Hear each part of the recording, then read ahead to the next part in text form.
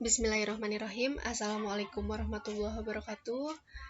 Untuk pertemuan kali ini kita akan membahas mengenai jamur atau fungi, di mana jamur atau fungi ini merupakan bab terakhir yang akan kita pelajari sebelum PAS. Sebelumnya Ibu mohon maaf ya, karena satu dan lain hal kita tidak bisa tatap muka langsung di kelas untuk mempelajari bab terakhir ini. Namun Ibu harap kita bisa tetap semangat untuk mempelajari jamur ini. Baik, langsung saja untuk pengertian jamur. Jamur merupakan organisme yang termasuk dalam kelompok eukariotik. Mengapa eukariotik? Karena sel-selnya itu sudah memiliki membran inti. Nah, untuk lebih jelas kita akan sama-sama pelajari ciri-ciri dari jamur. Yang pertama itu cirinya multiseluler atau bersel banyak dan uniseluler bersel satu. Nah, untuk multiseluler ini biasanya ukurannya itu makroskopis. Contohnya itu ada jamur-jamur yang sering kita temukan di kehidupan sehari-hari, biasanya sebagai bahan makanan ya, seperti jamur tiram, jamur kuping, jamur merang, seperti itu. Untuk uniseluler, namanya juga bersel satu ya, pasti itu kecil banget.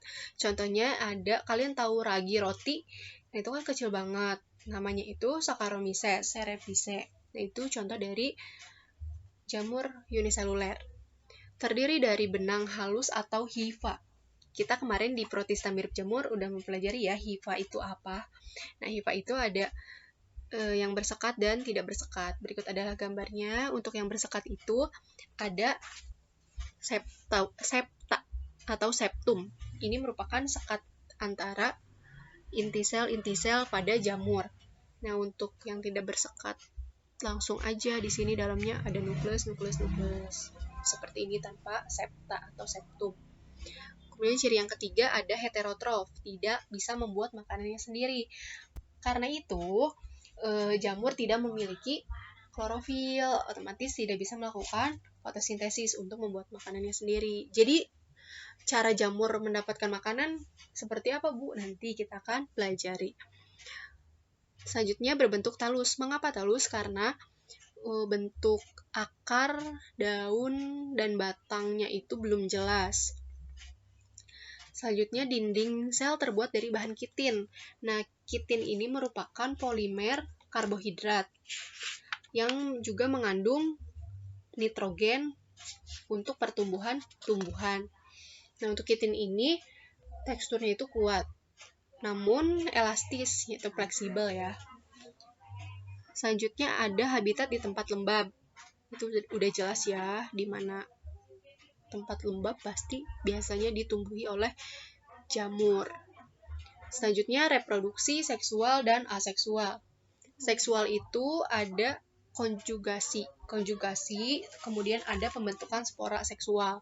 Untuk aseksual ada fragmentasi atau pemisahan. Dengan cara pemisahan, pemotongan hifa untuk membentuk individu baru. Kemudian ada juga pembentukan spora aseksual. Nah, untuk habitat jamur, jamur ini berhabitat pada bermacam-macam lingkungan dan berasosiasi dengan banyak organisme. Meskipun kebanyakan hidup di darat atau tempat lembab, beberapa jamur juga ada yang hidup di air atau berasosiasi dengan organisme air. Jamur ini yang hidup di air biasanya bersifat parasit atau saprofit dan kebanyakan dari kelas Oomycota. Oomycota itu yang telah kemarin kita pelajari ya. Oomycota itu kan jamur air. Namun itu sudah tidak termasuk ke dalam kingdom fungi. Cara hidup jamur. Nah, yang pertama ada saprofit atau pengurai dengan cara mendapatkan nutrisi atau makanannya itu dari organisme yang sudah mati. Misalnya nih, ketika salah satu pohon sudah ditebang, otomatis kan batang-batangnya itu sudah menjadi mati kan. Nah, namun biasanya suka ditumbuhi oleh jamur. Nah, dari pohon-pohon yang sudah mati itu. Nah, biasanya itu menjadi bahan makanan untuk jamur-jamur lain. Kemudian parasit, namanya juga parasit ya, otomatis merugikan organisme lain. Di antaranya yang menyebabkan penyakit seperti panu dan lain sebagainya. Kemudian mutualisme itu saling menguntungkan. Misalkan tadi ya organisme kan jamur itu mendapatkan makanannya dari organisme yang sudah mati. Dia kan memanfaatkan orang lain. Tapi jamurnya itu juga kadang bisa kita gunakan untuk dimasak, dimakan. Seperti itu kan, itu namanya saling menguntungkan. Mutualisme. Contohnya ada mycorrhiza. Nah, untuk reproduksi jamur ini ada aseksual dan seksual ya. Sebagaimana yang tadi telah dijelaskan, bahwasannya yang aseksual itu ada fragmentasi atau pemisahan hifa untuk membentuk individu baru. Kemudian ada pembentukan spora aseksual, yaitu yang berupa sporangiospora atau conidiospora. Seperti ini gambarnya. Kemudian untuk yang seksual itu ada konjugasi dan pembentukan spora seksual. Spora seksual itu ada zigospora, ascospora, dan basidiospora. Untuk konjugasi itu dimulai dengan cara penyatuan hifa atau singgami yang terdiri dari proses plasmogami dan karyogami. Untuk klasifikasi jamur itu ada 4. Ada zygomicota, ascomicota, basidiomicota, dan detromicota.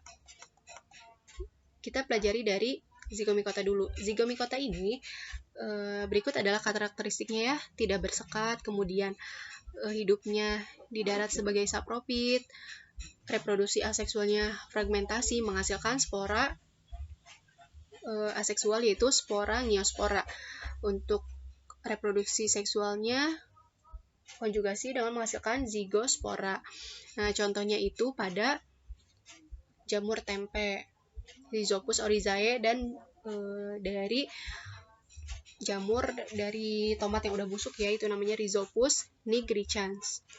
Kemudian ascomicota, karakteristiknya bersekat, kemudian berinti banyak. Nah, kalau ini hidupnya dapat bersimbiosis dengan alga hijau untuk membentuk lumut kerak atau lichen. Aseksualnya itu membentuk conidiospora. Aseksualnya membentuk ascospora. Contohnya pada Aspergillus wenti. Aspergillus wenti ini bakteri pada kecap biasanya, yang kita gunakan untuk kecap. Kemudian ada Saccharomyces cerevisiae, itu pada ragi roti. Baik, selanjutnya ada Basidiomycota. Basidiomycota ini karakteristiknya bersekat, kemudian hidup di darat sebagai sapropit, parasit, dan dapat bersimbiosis.